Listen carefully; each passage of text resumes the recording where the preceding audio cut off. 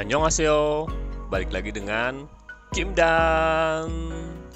Oke guys, bagaimana kabar kalian hari ini? Mudah-mudahan sehat selalu. Oke, kali ini kita akan membahas passive income.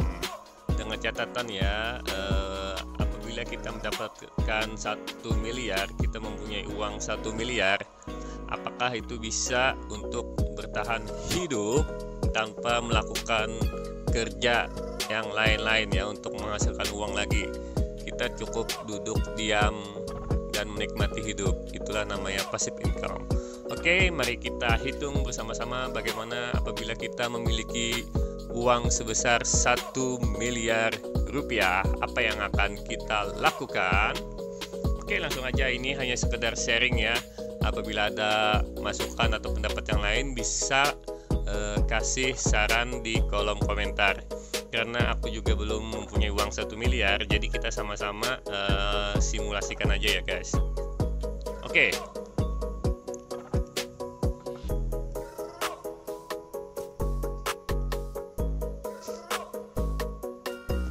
Nah ini guys, ini perhitungan melalui Excel ya, perhitungan sederhana. Nah ini kita mempunyai modal 1 miliar. Kita bagi-bagi di kategori sebagai berikut. Ada di low, ada medium, ada high. Kalau low itu deposito, itu kisaran bunga per tahunnya itu adalah 3%. Kita estimasi aja ya. Untuk medium kita ambil saham kita bagi dua lagi ya. Saham dengan dividen yang kecil yaitu di bawah 10%, dengan saham dengan dividen di atas 10%. Oke, terus yang high-nya itu dengan robot trading ya. Robot trading yang aman ya. Intinya robot trading yang dananya bisa kita atur sendiri ya, yang kita kelola sendiri, bukan robot trading yang dananya kita serahkan semuanya kepada orang lain, yang itu sangat berbahaya ya. Nah, kita estimasi returnnya itu 10% per bulan untuk robot trading ya. Karena robot trading ini rata-rata returnnya itu cukup tinggi ya. Contoh, aku mencoba robot trading Royal Key ya, sampai 1 bulan itu sekitar 10%-an ya, kurang lebih 10% lebih itu apabila marketnya bagus. Kalau marketnya lagi jelek ya kira-kira 7-8% itu bisa dalam 1 bulan ya. Kalau setahun itu sekitar 100-120% lebih ya. Mudah-mudahan market bagus terus, walaupun jelek ya masih dapat lah. Oke, ini allocation fund-nya kita bagi lagi. Untuk yang deposito itu 10% dari kapital kita ya, dari modal. Nah, untuk yang medium saham tadi kita bagi dua lagi, 30% untuk saham yang dividen di bawah 10%, 40% lagi untuk saham yang dividennya di atas 10%.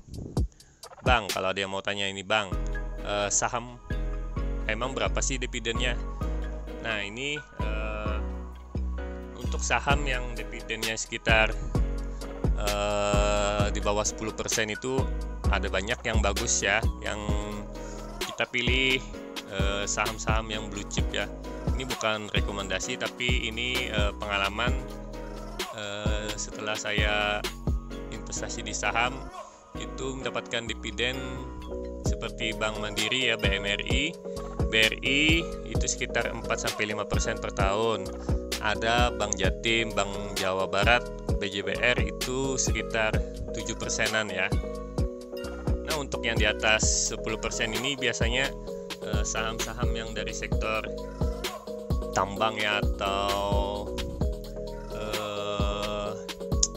apa itu ya, seperti Hexa, PTBA, Adaro itu di atas 10% ya. Tapi untuk tahun 2021 ini karena ada COVID kemarin, itu agak sedikit ya, tapi Hexa itu kemarin terakhir pembagian dividennya itu yieldnya sebesar 26% ya. Kalian bisa riset sendiri ya, ini bukan ajakan beli atau apa ya.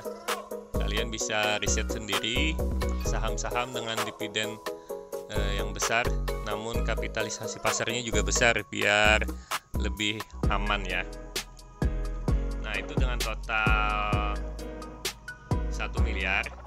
Capital allocation-nya itu untuk deposito 100 juta. Itu 3%, ambil rata-rata aja ya. Kebanyakan bank sekarang 3%-an ya untuk suku bunga depositonya. Untuk saham itu 300 dan 400 juta. Untuk robot trading nggak usah banyak-banyak, cukup 20%, yaitu 200 juta. Nah, ini penghasilan yang kita dapat selama setahun per kategori ya. Untuk deposito itu 3 juta. Itu masih belum dipotong pajak ya, pajak 20% ya. Nah, untuk saham 15 juta. Saham dividen di atas 10% itu sekitar 80 juta. Nah, robot trading itu bisa menghasilkan 240 juta dalam setahun. Nah, untuk totalnya dalam satu tahun itu 338 juta itu penghasilannya kurang lebih ya guys. Nah, itu untuk setiap bulannya 28 juta. 28 juta itu angka yang cukup besar untuk biaya hidup.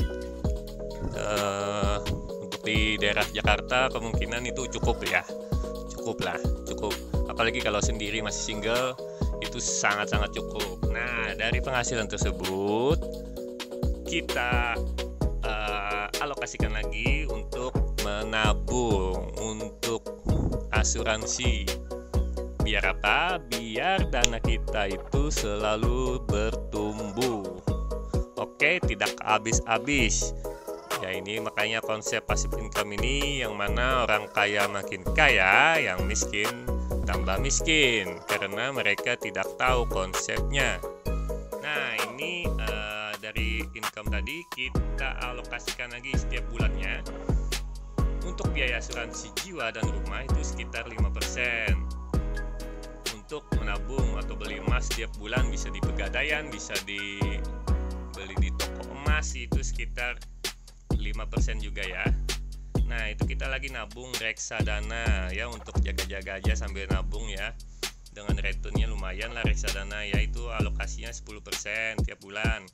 Terus nabung saham lagi ya, dari dividen tadi kita balikan lagi untuk beli saham biar compounding ya, bunga berbunga.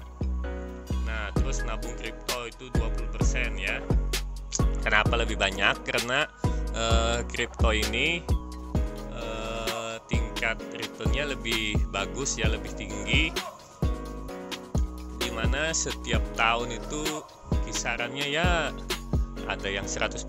Untuk yang blue chipnya kripto yang kapitalisasi pasarnya itu lumayan di atas 20% per tahun. Nah, jadi untuk biaya hidup kita 50% ya, 50% 14 juta itu kira-kira cukup banget, asal jangan hidup yang gimana gitu ya. Nah, ini jadi 14 juta itu sangat cukup, untuk keluarga juga cukup. Kecuali hidup di Jakarta suka jalan-jalan, suka nongkrong itu ya nggak cukup lah.